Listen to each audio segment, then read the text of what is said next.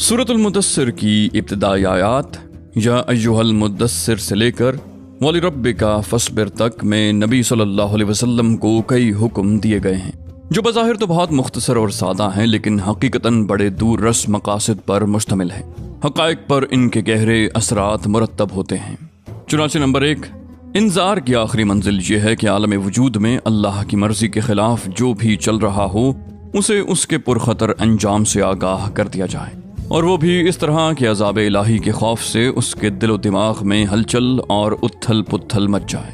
Number 2, रब की बड़ाई और किबरियाई बजा लाने की आखिरी मंजिल ये है कि रूए ज़मीन पर किसी और की किबरियाई बरकरार न रहने दी जाए, बल्कि उसकी शौकत तोड़ दी जाए और उसे उलट कर रख दिया जाए, यहाँ तक कि रूए ज़मीन पर सिर्फ अल्लाह की बड़ाई बाकी रहे।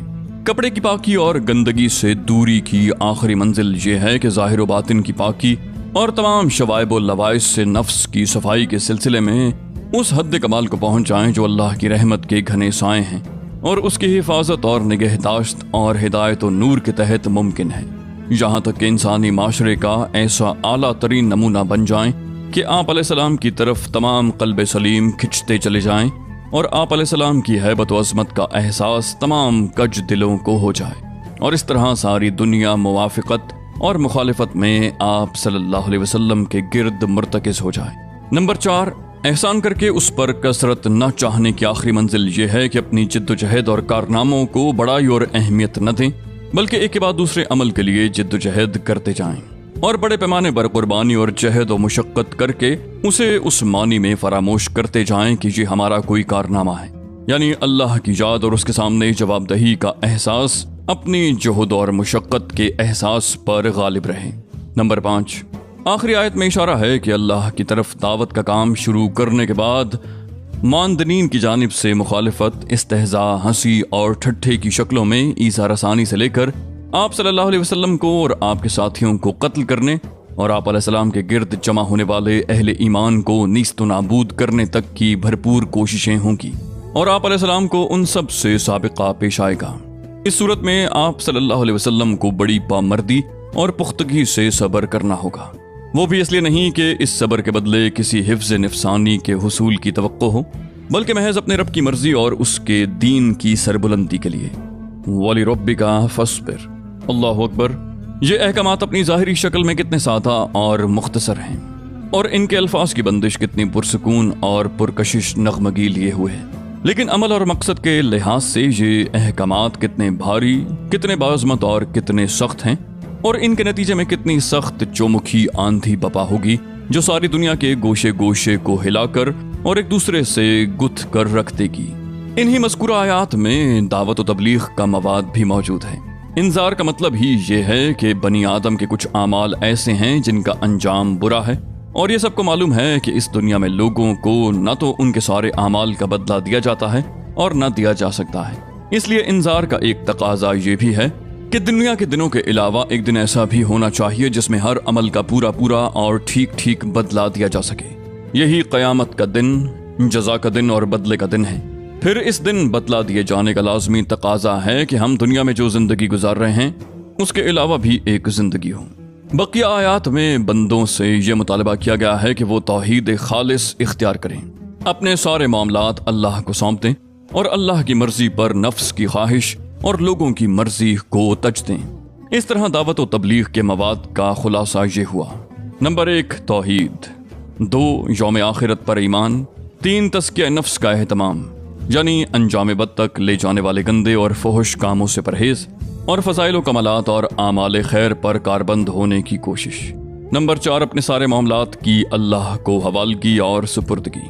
नंबर 5, फिर इस सिलसिले की आखिरी कड़ी ये है कि ये सब कुछ नबी सल्लल्लाहु अलैहि वसल्लम की रिसालत पर ईमान लाकर आप अलैहिस्सलाम की बाज़मत क़यादत और रुश्द व हिदायत से लबरेज फरमूदात की रोशनी में अंजाम दिया जाए।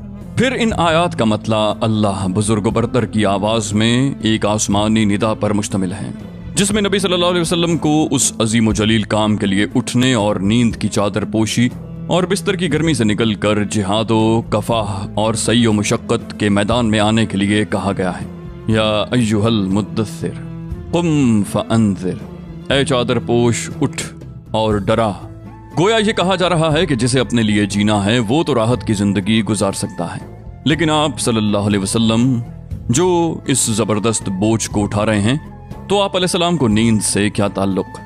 آپ صلی اللہ علیہ وسلم کو راحت سے کیا سروکار؟ آپ کو گرم بستر سے کیا مطلب؟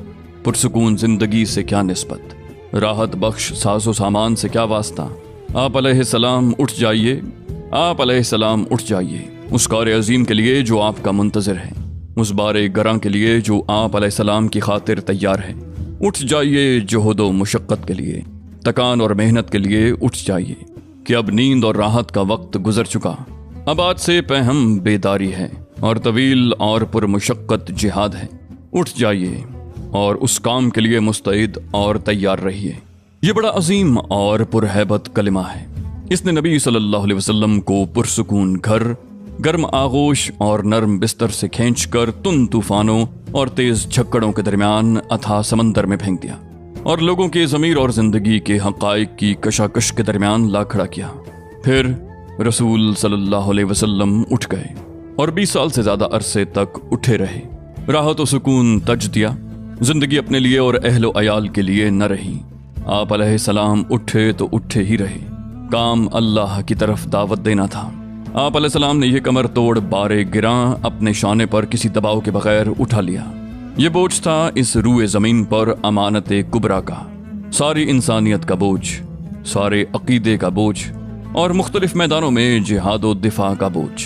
آپ نے 20 سال سے زیادہ عرصے تک پہم اور ہمہ گیر مارکا آرائی میں زندگی بسر کی، اور اس پورے عرصے میں یعنی جب سے آپ علیہ السلام نے وہ آسمانی ندائے جلیل سنی اور یہ گراں بار ذمہ داری پائی، آپ کو کوئی ایک حالت کسی دوسری حالت سے غافل نہ کر سکی۔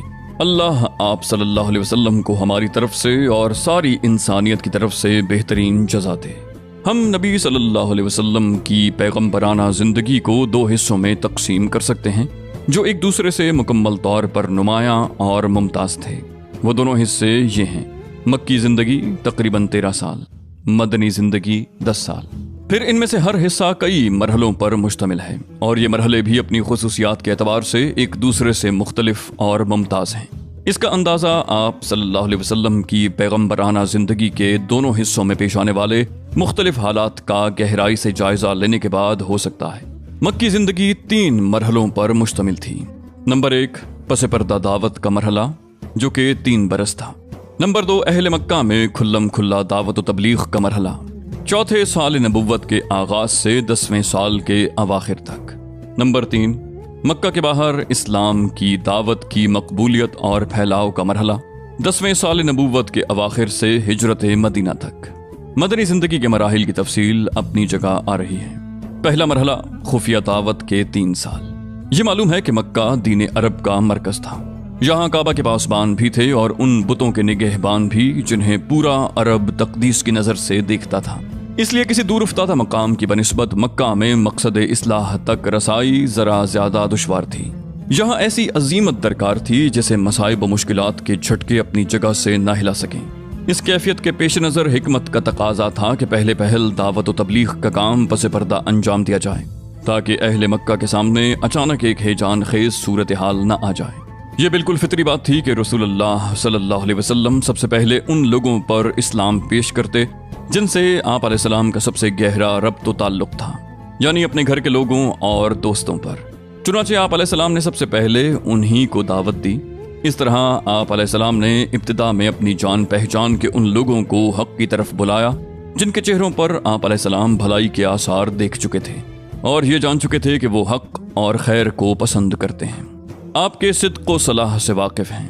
پھر آپ نے جنہیں اسلام کی دعوت دی ان میں سے ایک ایسی جماعت نے جسے کبھی بھی رسول اللہ صلی اللہ علیہ وسلم کی عظمت، جلالت نفس اور سچائی پر شبہ نہ گزرا تھا، آپ کی دعوت قبول کر لی۔